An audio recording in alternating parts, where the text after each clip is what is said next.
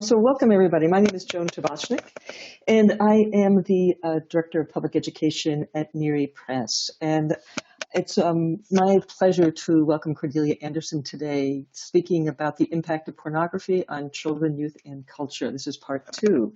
We'll get back to that in just a moment. But I want to just take a moment to talk a little about Neary Press, just to say that as people may be aware, that Neary's Press mission is to bring you the cutting-edge research and information in this field. And because of the changes in technology over the past few years, we've been trying to bring that information to you, not just in books, but also with free webinars, with free courses, as well as our free newsletter. So we hope that you will take advantage of those resources, and we will automatically put you on the newsletter mailing list after attending this webinar. We also just let people know that we are not publishers by profession. We're professionals in the field. And so for us, this is always a trial and error. So we really welcome your feedback. So please, at the end of the webinar, if you could take a moment to fill out the feedback form and close out the webinar so you can get that form. So like other workshops, we just want to talk a little about our learning objectives. And so at the end of this workshop, we hope that you'll be able to describe why pornography is a public health issue, and really you can point to maybe 2 or 3 recent studies that shows the impact that pornography, and particularly images of sexual abuse of children, may have an impact on all of us. And then also, can you identify sort of 3 types of actions or strategies that are underway? Also, like other webinars and workshops, we want to just say that a lot of just housekeeping pieces, that first and foremost, that the PowerPoint that Cordelia will be using is on our website, the Neary Press website, which is www.nearypress.org. That also, if you're interested in getting continuing education credits, you can also get that through our website after the webinar is over, if you haven't already signed up for those. There's a small cost of those through Orlando Behavior. And then last, just again, remember to close out the account at the end of the webinar so that we can get your feedback form. I also want to take a moment to talk about a booklet that Cordelia wrote with Neary Press that offers really an overview of the impact of pornography on children, on youth, and in our culture in general. And it describes a really clear shift in our culture over the past few years, and offers both the research to show that, as well as the information and resources that you can use to counter that harm, and also some very practical tips that will help to shift our culture to what we think is actually equally important, or more important, is really sexual and relational health. I also want to take a moment to show a poll, and Anna, if you could help me with that. The first poll is just to find out how many people have participated in a Neary Press webinar before. And Anna, could you maybe explain to people how to go through that? Great. And I'll let folks know, and I'll remind you all the way through, but as Cordelia is speaking, if you put your questions in the chat, and the questions, we'll make sure that we get to those during the Q&A period at the end. So just one more piece. I want to say that Cordelia, just want to take a moment to introduce Cordelia and just say that she is not only a dear friend, but she is a professional who I've admired for years. She's been doing this work since 1976. She founded her own consulting firm, which is called Sensibilities. And over the years, it'd be actually impossible to describe all the things that she has done. But most currently, she is was a panelist, an invited panelist at a congressional briefing on pornography as a public health issue, which is at the federal level, which is very exciting. She's been invited as numerous experts with the CDC, among Centers for Disease Control, among other national organizations. She's also on the board of directors for the National Center for Missing and Exploited Children. And she's also a member of the ATSA Prevention Committee, the Association for the Treatment of Sexual Abusers. And I would take up probably the rest of the webinar if I continue to describe this, but just to suffice to say, we're very lucky to have Cordelia here. And before I turn this over to Cordelia, let's just do one more quick poll. I'm curious how many people, this is actually, we mentioned earlier, this is actually part 2, that we'll be doing a quick review, so you won't necessarily have to have attended part 1, but we'd just like to have a sense of how many people attended the webinar or listened to the webinar afterwards with Neary Press by Cordelia in part 1. And Anna, could you run that poll for us, please? And that would So be we have 32% of the people attended the part 1, and 68% did not. So is that available as a recording on the website? It is, yes. And if you just go on the Neary Press website, that you'll be able to find that if you just search for Cordelia Anderson and the impact of pornography on children, youth, and culture, part 1. So I think without further ado, we're going to turn this over to Cordelia. So thank you, Cordelia, for doing this. I'm really looking forward to this webinar with you. Somebody else has my slides.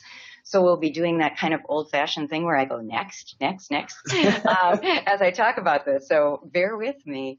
But let's just go to the next one right away.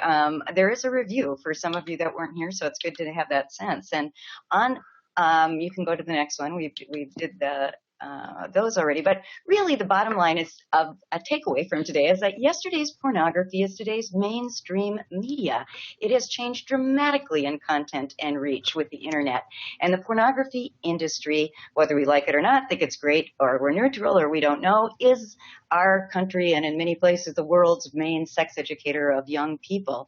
A lot of people have started to react by to the newer research that's showing impact. And those of us that are questioning and looking at the negative impact by saying anybody who's questioning this is simply anti-sex or simply coming from a position of morality, or when we're raising concerns about pornography. I want to say really up front, I'm a person who believes very strongly in promoting sexual and relational health, and I'm concerned about this changing content and changing reach. And we actually have a lot of research that shows quite a range of harm. And we need to understand what our kids and other users are learning and how to counter that impact. So let's go to the next one. I was on a call show recently, and someone was extremely upset that I was raising any issues of harm and challenged me and wanted to, and was pointing out that he had done a couple tours of duty in the military, and he just wanted me to admit that I was saying that perhaps we should take pornography out of the military in the U.S. and not allow men in the military to prostitute women when they had a break, and wanted to see if that's what I was really saying, and was very, very upset. And I think that it's interesting that in the U.S. they've just made a difference. A number of the bases have changed access to pornography for a number of reasons, not only because of sexual violence in the military and women in the military as well, but also some of the emerging data. But there's a lot of different positions. And this next slide, I'm just not seeing that right now, but the next slide actually is an image from Fired Up, a play that I wrote last year. And we had 5 adult survivors, men and women, who all spoke about their experiences, including what they were doing for prevention, to get people to think about what they could do for prevention. And one of the women, one of the 2 who is a Native woman who experienced and witnessed multiple kinds of abuse, also really talked about witnessing, how difficult witnessing the abuse, experiencing the abuse, being trafficked was, but the real ongoing difficulty of being pornographically photographed and all the ongoing trauma that came with that. In this next slide, it raises the issue that these individual stories matter, and many more that I have and probably all of you on this website have. But individual stories, as important as they are, don't constitute a public health concern. However, the rapid change in the ease of access, the nature of the content, what we now know about the impact on the brain and other studies that show a negative impact, and what many call the largest unregulated social experiment ever, do constitute a public health crisis and a reality. So let's go to the next one. And just since we did the last webinar and this one, Playboy's been in the news again, and they've been in the news because they're saying no nude pics. And consider the responses and the reality of change since Hefner launched this gentleman magazines in the 50s and framed this as upper class, entitlement privileged gentleman's magazine. And those pictures haven't been able to make it, and that hasn't been able to make it because it can't keep up with the everyman volume and novelty and variety, the dominance by the industry standards and what they'll say of gonzo, what we used to call hardcore mainstream internet. So let's go to the next one because I want to start talking about A little bit more about at least what I mean when I'm saying pornography, because we all have a different pre-existing frame. We all have a different image of what it means. Some of us have Playboy images in our minds. Some of us have, or some of go way back in history images. Some are thinking about the current internet content. Around the world, though, they don't call child pornography. They would say child sexual abuse images or child abuse images, recognizing that it is documentation of abuse. Here in a lot of our research in many places say that it's very important to use neutral language in talking about pornography as we do research, and that neutral language is VSS, visual sexual stimuli, or sexually explicit internet materials, and fitting with the legal sexually explicit materials intended for sexual arousal. My concern is not with sexually explicit materials. I don't think that's where the harm is. But if you go to the next slide, I think that one of the issues clearly is that with the language is that it's not the sexually explicit that's the problem. It's that the content of today's pornography is sexually exploitive or sexually violent images. Bridges et al.'s peer-reviewed research among that document at least 11.5 acts of violence per scene. If you look at the language in pornography from MILF, those of you that don't know MILF, the nice way to say that would be mothers I'd like to fornicate. The money shots, the coming in your face, the shaved pubic hair, so we're supposed to look like prepubescent children. Happens to also be a reality that teen porn is one of the one or two top types of porn searched for worldwide. There's been a 215% increase in searches for teen porn since 2004. Incredibly degrading, debasing language in the context of what's called a sexual interaction, and yet real acts of verbal violence, body punishing, body altering sex. And when I say that, I mean things like gag or oral, brutal, rough, anal.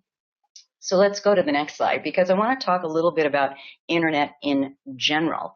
The internet gaming, and I need to say that I am not saying by any means that all internet is bad. We're thrilled with technology that makes this possible. Now, technology has a lot of great outcomes, a lot of role in our solution. It is just like all gaming, to bring this up, not all gaming is bad by any stretch of the imagination. But with an issue that's less perhaps charged than pornography, we still are seeing studies showing 1 in 11 are addicted to video gaming.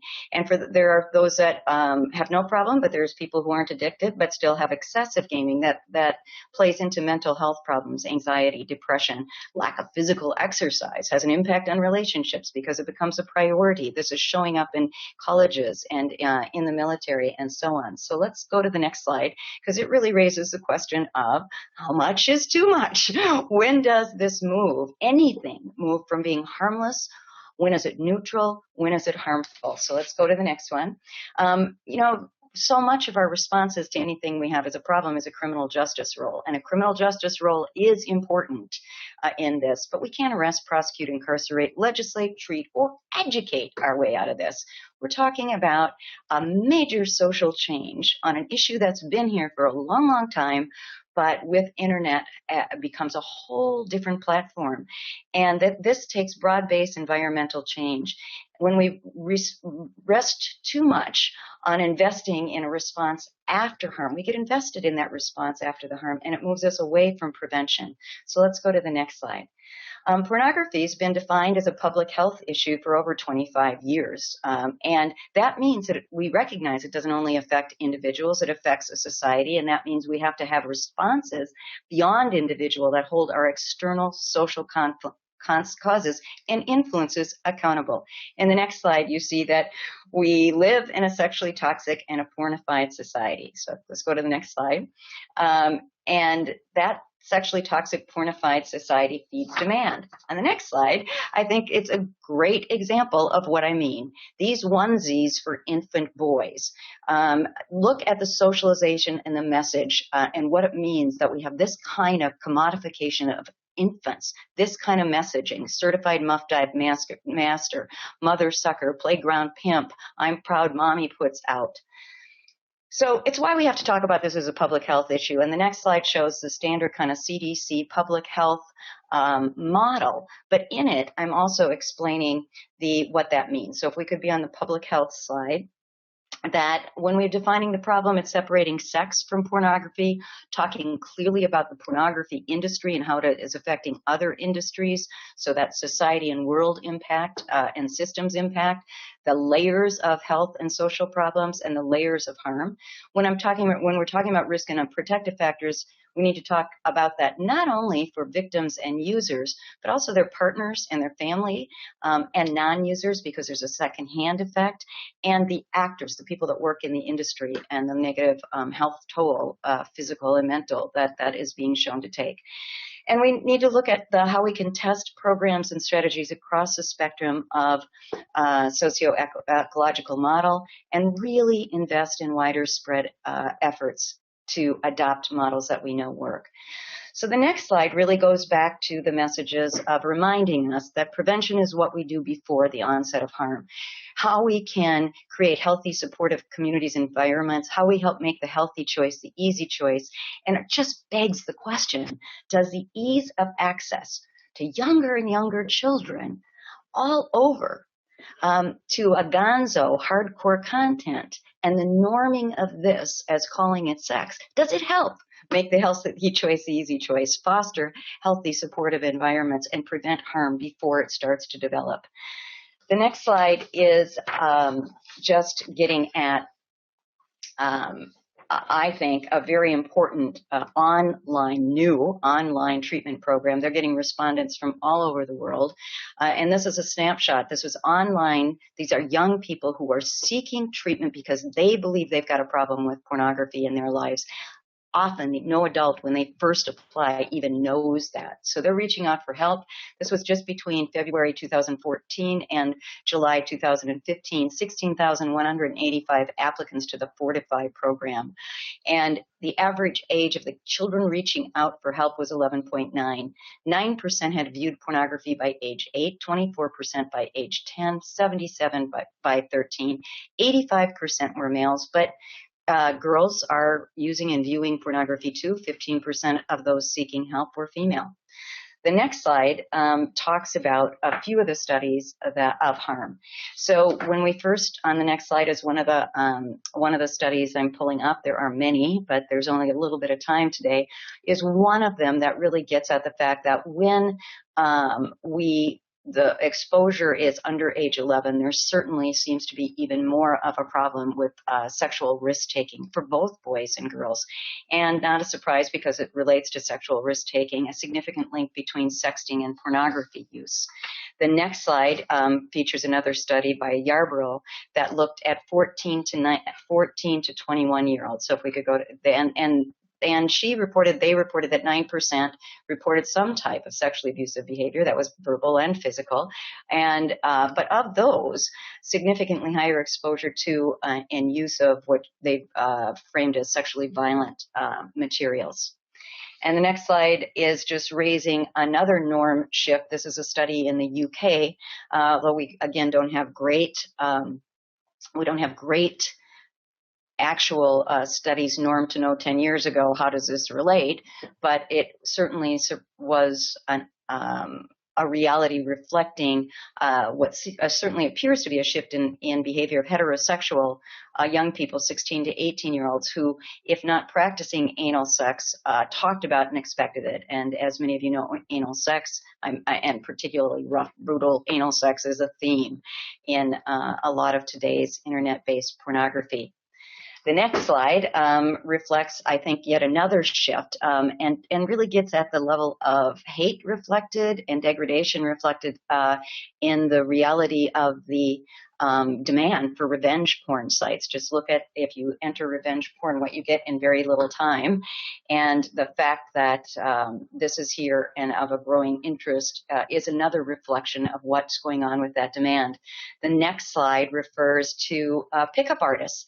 I had not been familiar with the whole pickup artist culture that started more underground and in clubs. And of course, like all these other things, the internet really added to that. 8 to 10 million on tips on how to coerce and manipulate, degrade, and score with women. So men sharing their tips.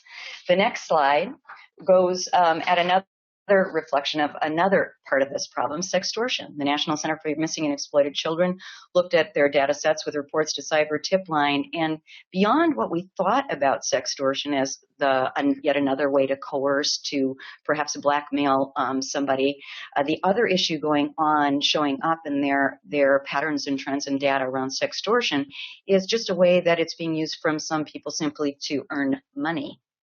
And the next slide shows and reflects another issue with the double silencing. Not just Pictures as a new documentary. Watch for it. It's not out for the public yet, but Groundswell Productions, Dr. Sharon Cooper, executive producer, really is one of the few films I've seen that really talks about the impact of child sexual abuse images on victims and other types of technology-facilitated crimes against children. Points to the double silencing and the rational paranoia that's there of who's looking at my images. Is somebody looking at me because they've seen that image? The ongoing trauma from that. And on your handouts, there's a link to at least a trailer of that so you can see that. The next slide gets at this whole issue of sex work, and that really should be in quotes. There's a hot debate whether we call this sex work or not, or exploitive work, but children we've got to recognize that are being in these images and in sex trafficking have absolutely no choice. They are victims. There are many who would argue that is true of looking at the adults that have got involved in this as children as well. And either way, there's unacceptable levels of violence and injury to those that work in this, from sexually transmitted infections in now also the eyes because of the dominance of the money shots, the physical injuries, and the violence that is part of the workplace. So the next slide looks at the Marianne Layden study, and this is yet unpublished, but was talked about at the congressional briefing Joe mentioned, an assessment of college freshmen, and then again assessing them as seniors. And those that had steady increasing use in their pornography use also had steady increase in their psychopathy scores. And she also highlighted that we don't have studies that show good outcomes from pornography use. So this next slide relates to let's see if you can go to the next slide. Thank you. This issue of the link between sex trafficking and sexual coercion. Melissa Farley's research have for years, and now this new study with Malamuth, have looked at the links between pornography and sex trafficking, and looking at the links between men who buy. Our fields are so siloed. We are not paying attention to the intersections between sex trafficking, sexual violence, child pornography, etc. And this study compared the men who bought women to prostitute and said they have less empathy for women. They are more likely to commit rape or other acts of sexual coercion, a self-identification of a hostile masculinity. And we now, and Farley's work has shown more and more the increases in links between pornography use, what they see, what they want, and what they expect the person they prostitute to do. And this next slide shows a quote that I think captures a lot of this. Former trafficking persons senior director, that pornography is a brilliant social marketing commercial for sexual exploitation. And the next slide goes further into talking about the industry, because I think understanding the industry is important. The industry would like us to think that this is all free access. We all have a right to our sexual expression, that, etc. But MindGeek actually owns 9 of the 16 most lucrative free porn sites. They make their money from the ads and links. And as Dr. Gail Dine says, that free porn is sort of like standing outside of the convenience store handing kids out candy cigarettes in order to get them engaged and hooked in. The next slide goes to Dr. Jennifer Johnson's research on the industry, where she uses social networking analytics to really see whether this is really random democratic free choice and access or not. And it again shows that there are clear hubs of ownership and control, sort of like the Amazon. If you're a small independent business, you want your stuff known, you want to get it on Amazon. It's interesting though that they refer to the people who are looking at free porn as traffic, dominantly men, and which is the language the industry uses, and you're a convert if you pay. They only need 1 in 200 to be a convert in order to keep up their rates of profit. The next slide refers to the fact that this is so a men's issue. This is an issue for our boys and our girls, our men and our women. This is a few men controlling and manipulating the sexuality of men for their own profit. Because again, although yes, younger women and more women are using and being exposed to pornography, this has been dominantly created for and by men. So the next slide refers to what's the next slide, I just want to make sure I'm at the same place. What's happened to our expectations? We got a lot of attention to affirmative consent. We also need an informed consent of what it means if I'm a consumer of pornography, with the potential impact and the potential harm. That generally, with promoting healthy sexuality, we want an understanding of not only a desire for consent in those that we are sexual with, and mutuality, and an understanding of what it means and how we give and receive pleasure, wanting a partner to enjoy safer and pleasurable activities, wanting a mutual connection. But so much of that is lost in today's pornography. It's not reflected. And again, that's why I call it sexually exploitive, rather than sexual documentation. It's much more the violence. Now, the next slide gets at the key piece of really what the research is, that's the game changer. We all know that our biggest sex organ's not between our legs, it's between our ears with our brain. And before I dive into what that some research says more, the next slide has to do with a new book or resource some of you may not have seen yet, called the Reset Your Child's Brain. I think it's an interesting concept related to this, because again, it's not only pornography. The issue is how much screen time do we have? When is that good? When is it neutral? When does it become harmful? In what ways? But this is a doctor, Victoria Dunkley, who wrote about the electronic interactive screen syndrome, saying that 80% of the disorders she sees in children are related to excessive screen use, and not the disorders that they're being medicated for. So the next slide starts getting us into actually some of the studies related to the brain. There's a broad-based impact. Our field is really focused on the fact that maybe it's not so problematic, because most of the studies to date show that there's a correlative, not a causal factor between sexually aggressive behavior. But this is well beyond sexually aggressive behavior. We're certainly seeing an effect on problematic sexual behavior in younger and younger children. The fact that people are more into pixels instead of people, and the ripple effects of that. The shaping of sexual template, arousal, and functioning. Or as Fight the New Drug frames this, it's what we need to understand about the effects on our brain, our heart, and our world. The next slide, for those of you that like animal studies, you may have heard about these. Oh, maybe that's not in there, or I'll go to this one. The Deutsch is the author of The Brain That Changes Itself. Maybe that. For some reason, I'll skip a slide. I'll mention that with this too. I guess before I jump into Deutsch, there's we're obviously had technical difficulties, so we're adapting here.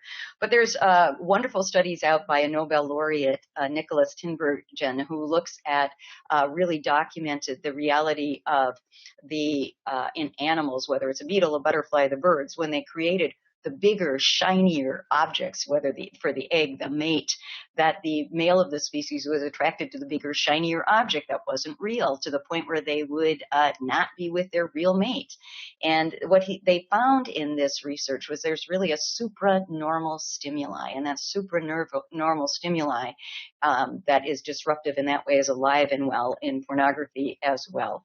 And Deutsch's studies really got us to understand brain tolerance, that our brains are natural sexuality simply cannot compare to that continually reinforced maps that are generated, particularly by compulsive watching, that then get us demanding more explicit, more graphic, to get that same level of excitement.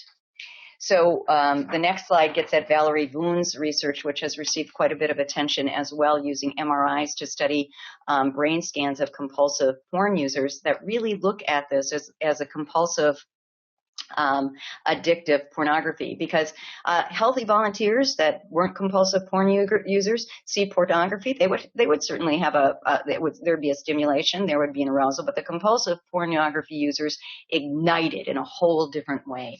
It's what Dr. Don Hilton, another author that studies the issues around addiction and pornography in neuroscience, talks about. Pornography is biologically addictive, and that it is altering the brain's reward and motivational system in a negative way. Other newer studies that are being done in Germany are looking at the shrinkage of the brain reward system plus an impairment in connectivity from the frontal lobe. So really that sense of then I crave it and I want it, even though I don't like it anymore. The brain wants and it needs more novelty. So let's go to the next slide. In terms of pediatricians, Heather Forkney also talks about the reality that kids that already have toxic stress from abuse and neglect probably are likely, in her estimation and studies, more vulnerable to the impact of pornography and having a quicker impact on them. So the next slide, please. Gets that. People say the cat's out of the bag. Before I go on to that, I guess you're going to get a slide that says Your Brain on Porn is a wonderful website that has these studies and more. Also on my website, which we'll be posting later, I have lists of several other studies where you can get more on these references, more on the studies on the brain. The next slide. I'm concerned that we often talk about no wrong door in the in sex trafficking, having a way for everybody to come in the system. But this is a report, The Sexual Abuse of Prison Pipeline in Girls, that really gets at how we've criminalized we've criminalized the traumatic response. And we need to go back to making sure that we are recognizing sexually problematic behavior in children without criminalizing that response. The intention of our child pornography laws in the United States was never to have that be the peer-to-peer, that application. So we need to make sure that we're not doing any harm in keeping this open. So I realize I want to make sure, if we can just go to the next slide, that we are getting at some of the solutions very quickly. We've got this is, I believe, a type of sexual neglect that our kids are having this kind of exposure without comprehensive and credible evidence-based sexuality education.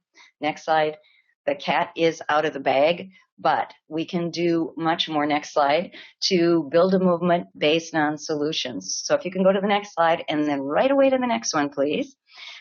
This is a public health problem. The slide right before actually showed a lot of the different ways that we had different strategies to get at tobacco, and we need that kind of multiple layer strategies with this. Just like the billboards now showing up in the Bay Area that say porn kills love is a way to get people's attention and get them talking. Those are put out by Fight the New Drug. That next slide you can go to. There's wonderful, beautiful sexuality education that are not giving shaming messages. We don't need more shame and blame. We need a reframe around sexuality, and we need to reclaim sexuality from the pornography industry. Al Vernaccio is a fabulous resource for that. This is about getting back to love and intimacy and what it means to have a powerful, caring connection. So let's just go to the next slide. That's a reference. Just want you to know that you have this to the congressional briefing. All of those 10-minute presentations were taped. There's little videotapes and there's papers. Next slide, please. Those of you from other parts of the country, you know that one of the exciting policies in the UK, I think, is looking at an opt-in instead of opt-out. How do we have technology right away have filters built in? Instead of us needing to opt out, it's there. If I want the pornography, I just opt in.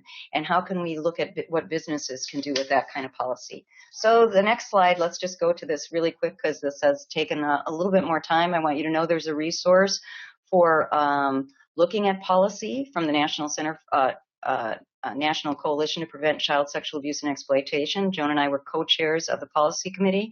There's 6 pillars of policy prevention. We talk about a lot of the different policies to counter this kind of harm under in demand and promoting healthy relationships. It also links to preventing initial perpetration. And the next slide, please. For those of you that want to be politically active, but you're not quite sure how, the National Coalition on Sexual Exploitation has listed the Dirty Dozen, and those are companies that are doing things that many are offended by or want to take action about, but don't know how, that they list and make it easy for people to get involved. And finally, and in closing, the final slide, what can we do? As clinicians, which many of you are, we want to do no harm. We want to be able to help people talk about if they've got a problem with pornography, be sensitive to the fact that if the partner does, that what the ripple effects of that are, and if they're concerned that their feelings, that matters. How do we make sure we do no harm? We know that, and we can use all our spheres of influence. So I have a takeaway on there but Joan, I'll go back to you because I know you'll get a takeaway in. Great. Thank you so much, Cordelia. This is absolutely wonderful. And I just want to say that a number of people have typed in how great the information is, as well as just really just how fast paced you speak. And one of the things I just want to remind people that both the PowerPoint as well as recording will be posted on the Neary Press website, which is www.nearypress.org. So you can definitely get all that information. So just to also remind people, if they have questions, please write them in, and we'll try to get to as many of these as we can. And Anna, if you could just put the discussion slide up. When I put my discussion slide on and show my screen, then I think I won't be able to see the questions that come in. So, and just to say that we did also have someone say that they love how fast you speak. So just to say that. I've got to say that when I did this in my testing, because I knew I only had 30 minutes, I actually did it in 25 minutes. And this one was, I noticed, went a little over with technology glitches and probably me adding more. So I know that's a downside. I speak fast. I'm passionate. That's great. I know. I love that. So we had a lot of questions, and please, if other people have other comments, but maybe just to start with, so just like what I love is that one of the questions was like, do you have any information or research about what programs are effective in reaching youth? I think you made a great argument in terms of how kids need relational-based information, and Bradford also mentioned that the intimacy education can be actually more powerful than sex education in many ways. Oh, I agree. I think we need that healthy relationships, intimacy, and love. That's what kids want to know about, is how to navigate those feelings. Media literacy would help as well too.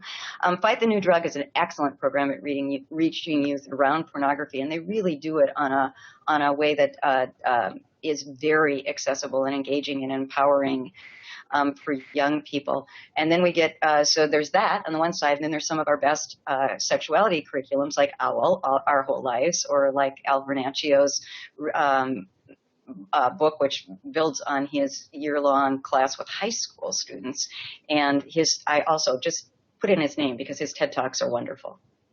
That's great. Someone just asked us also, like, is there ever a bill passed to reduce the chances of exploiting pornography online? And that's why you maybe talk a little about some of the policy parts that went over really quickly. I mean, we're all intrigued by we're not all. There's always major opposition to anything that holds industry accountable, or in any way looks like it's censorship, because we're all very concerned about that. But that's why opt-in, opt-out was really interesting, because that was a push to say, can we have the major technology companies, the internet service providers, put filters in right away. That way, I, as a parent, instead of having to try to put filters on every single thing that are in our house and then wonder about where else they're going and they're going to see things, that the filters are automatically there. If I want pornography, I just let them know I want it. The filters go down, I get it. And then if I have other children in the house I don't want to have see it, I would have those filters put up. So I think there's some real promise there with just asking more and more companies to make sure that they screen it out first, and then if we want it, we ask in.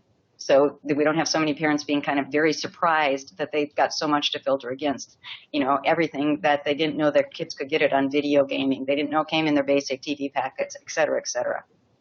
Great. So this is interesting. I just thought the interesting question from Jennifer Casserly. Just said, I often get pushback or questions regarding why showing pornography to children is considered child sexual abuse. And many see it as a rite of passage. I would like to know the most concise way to answer that question without shaking the foundation of those who are asking because they were exposed to pornography maybe as a juvenile. So I was wondering this. I mean, to me, it's an interesting question on so many levels. I don't know if you. Oh, it's a super interesting question. I mean, number one, yeah. I mean, what I also hear is a lot is people saw pornography when they were younger, and they're fine. So what's the big deal now? And again, that's where the emphasis is really important to say the content of the internet pornography today is completely different. The reach is completely different. The interactivity is very different. We've got sounds, so I can interact. I've got multiple images at one time. I've got novelty in into types of acts that weren't even imaginable before to me. And nobody is countering that to kind of give an idea that this isn't what most people are actually doing sexually, or what we would think of as sex. That it's not real. Yeah. Well, and I know just for me, just as I speak with other parents, that one of the things that with the shock, that it used to be that when you were ready, you would start looking and you might find the Playboy under your parents' bed. And not only the content different, but also you might be, a friend was searching for pictures of lichen to put in a report for a 7-year-old, and pictures of penises showed up. So I think there's also that unexpected shock, and that parents aren't quite sure how to deal with it either. Well, that's right. And I might be searching for porn. I might be searching for butts. I might be searching for penises or breasts. I'm not expecting to get multiple images of the type of acts that I mentioned to you. So that's just totally out of the developmental zone of what people are thinking of. So that's a whole other thing. And there's that shock, and yet there's an arousal at the same time, and that's a toxic stew. So that it's you've got one set of what happens when I'm looking for just information about sex, but then I land into this whole other toxic mess, versus when I wasn't looking at all, but it pops up and it's there, and suddenly that's in my brain. And that many times as parents, we don't know what the current content is all about that they're seeing. So it's very hard for us to talk about it. Yeah. Really good point. And a number of people have asked about different resources, and I think for at least right now, like someone asked about the video double silencing, where to get it. Some other asked about the TED Talk you referred to. So I think maybe what we'll do is have a listing of some of the resources that might not be clear that through this talk. So we'll pull out some of the resources and make sure that that's available on the PowerPoint. If they have the handout, if you do have the handout, those are cited on the handout, the ones that I mentioned, so that people would be able to find those. My website, which is www.cordeliaanderson.com, has an extensive resource list too. Yeah. Can you speak for a moment also maybe about how to respond to some of the clinical sort of treatment demands regarding addiction and pornography, sort of especially in relationship to juvenile development? Well, I mentioned this whole online program, the Fortify program, which I find very interesting, and I have referred to, and I've referred to for people that are in treatment as well as for people that didn't have a treatment option. I think one of the key issues is making sure that we have more clinicians who are able to talk about pornography, who know how to talk about it, who are aware of the current research, who are at least open to listening to what the impact is on an individual, rather than having what I've heard from a number of people in their searches, and I hear from some clinicians, is a lot of us were actually trained that it's harmless. It's no big deal. There's no research to show any harm. So if that's what my training was, and I'm not familiar with the current research, I may not know how to respond in the same way as if I at least understand the changing content and the changing reach with the internet and some of the current research. And the bottom line is to be able to listen to how this affects people and what their questions are and what concerns they are and what meaning they're making of it and what they're noticing about what's happening in their life. But I think take a look at Fortify program. I think it's interesting that there's places like Reboot Nation and all these other forums for men that thought porn was just fun and harmless and great, and all of a sudden not all of a sudden, but what happens over time is erectile dysfunction.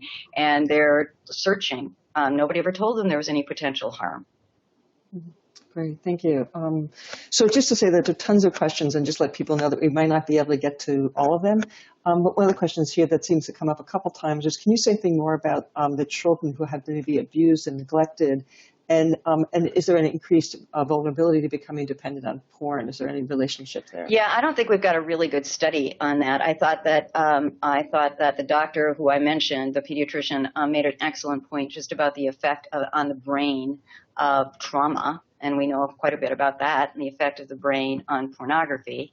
And therefore, her putting that together as what she saw as more vulnerability. And other people have also spoke to children with different kinds of learning challenges or disabilities or on the autism spectrum and the added draw into this. So if I've got an impulsive issue, if I've got a compulsive issue, if I've already got a trauma issue, we know that sometimes this is a way that can just be a very quick draw for me.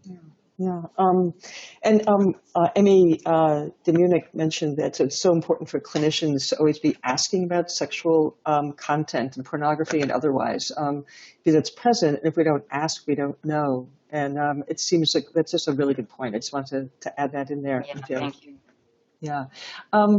So just, and again, we just have a few more minutes. And one of the questions that also at least comes up for me as well that I've read here is that, that we also talk about sort of exposure, the kids' exposure, as well as which make exposure to images. And also we talk about pornography. And I'm just wondering if you, like, to me, like everything else is a continuum. So they may be exposed to an image, which is very different than a video, which is very different than a video that might have violence in it as well. And I'm just sort of wondering if, in terms of the studies, I see the exposure, and I'm wondering if you have a sense of really what kids are, if you have a sense of how it fits along that continuum. Yeah, again, it's not the nudity, it's that novelty. It's not the nudity that's the problem. And I think the issue in a lot of the studies show how much am I seeing, how often am I watching, what needs is it meeting for me, what's drawing me in, what age did I start watching, so there's all of those different factors that play into it, as well as the content.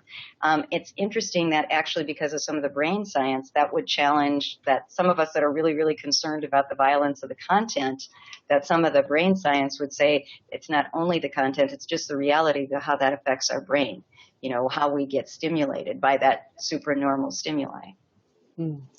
And Cordelia, I'm not sure actually you can pass on this question if it's sort of a little bit too technical. But in the slides you were showing about MRIs, someone asked like whether that compulsive viewers might have a higher tolerance and therefore sort of less spikes on sort of the images. Yeah, I'm not a neurosurgeon. I only spend a lot of time with them, listening to them and gleaning everything. But I love the way that Dr. Don Hilton talks about that and just says, yeah, you do build up, and you do build up over time, more and more tolerance. So you want more and more, and you need newer and newer, and the brain craves to learn. So it needs more novelty, and that's what tends to draw people into the more extreme. Great. So someone also asked about, of course, now with all the questions keep flowing through here, I'm not sure I can find that, about the billion wicked thoughts. And oh, yes.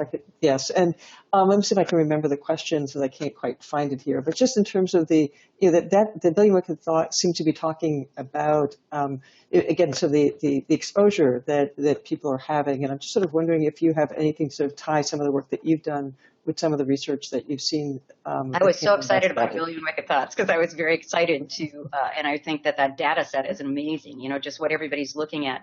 But I think one of the fundamental questions and ways that I think is important to look at that data is, does that reflect what our natural arousal is? That this is indeed what we all want, is the dominant thing around the world for men, teenagers?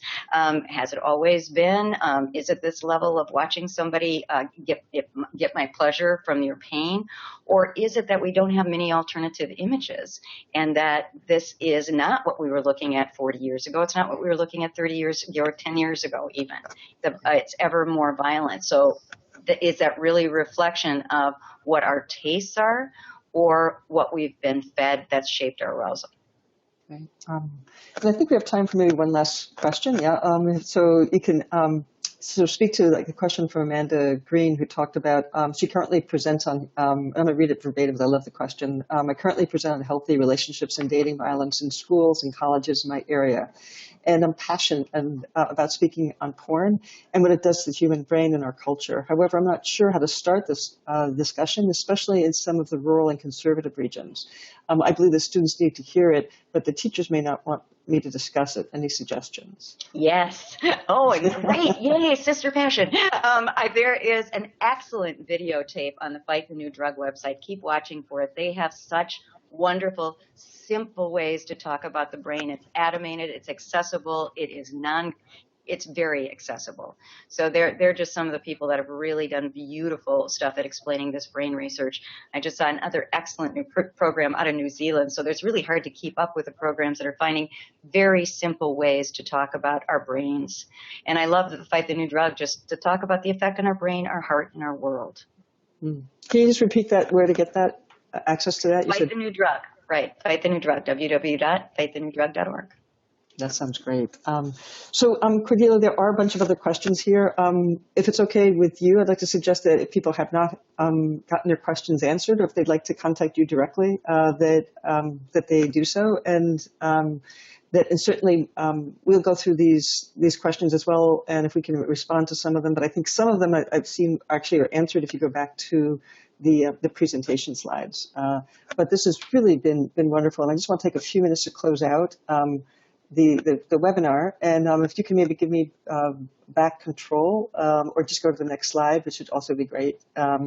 Which is basically, I want to say that that NERI Press does a newsletter. What we try to do is take a research article each month, and then translate that into English, and something you can read simply and easily over a cup of coffee. And it really is something which we find has been really a way of taking some of the research and making sure that you and your clinical practice is based on research, which is very important. On the next slide, I just want to say that to remind people that our next webinar is on November 17th, and this is really wonderful work by Jane Silvosky and Jimmy Whittyfield. I'll pronounce that correctly next time, I promise, about supporting families of children and adolescents with problematic sexual behaviors. And they actually have an entire website now, which is really available for parents, so that even if you can't go to their program, there's a tremendous amount of information available. Also, just to remind people that if you love this webinar, you should also listen to Cordelia's first webinar, which you can find on our website. Last, I'm saying that this would not be possible without sponsors. And we have a number of sponsors, which include the Center for Clinical and Forensic Services, the Crime Prevention Branch, Family and Life Counseling Psychiatric Services, Grenada Associates, Houston Transition to Wellness Counseling, Leo Hoffman Center, Massachusetts Department of Mental Health, the Morrison Child and Family Services, New Hope Treatment Center, the St. Mary's Home for Children, the Yarich Counseling, and the National Sexual Violence Resource Center. And if you would like to become a sponsor, the next slide, please, you can do so. And to do so as an individual, it's only $98, and for organizations, it's $250. We guarantee you a seat at every webinar, so when they're oversubscribed, you will be able to get in. You have access to CE credits, and you also get 2 free NERI Press books. If you've never received any of them, we'll give you current perspectives and also current applications. But if you have those books, you can choose any others, which can have a value of $150 to $200. So it really is, in my mind, a win-win for everybody. You can support these webinars, and you also have some free access to books. So the next slide, I just want to say a huge thank you. Thank you to you, Cordelia, for once again doing just a fabulous webinar with fabulous information. Thank you for everybody in our audience, and thank you to our sponsors, and also thank you to Anna Curtis and Greg Day, who are technical advisors here, because we absolutely could not be doing this without technical people making this seem somewhat seamless. So thank you, everybody, and thanks, Cordelia. It was really a pleasure having you here again. Thank you. Great.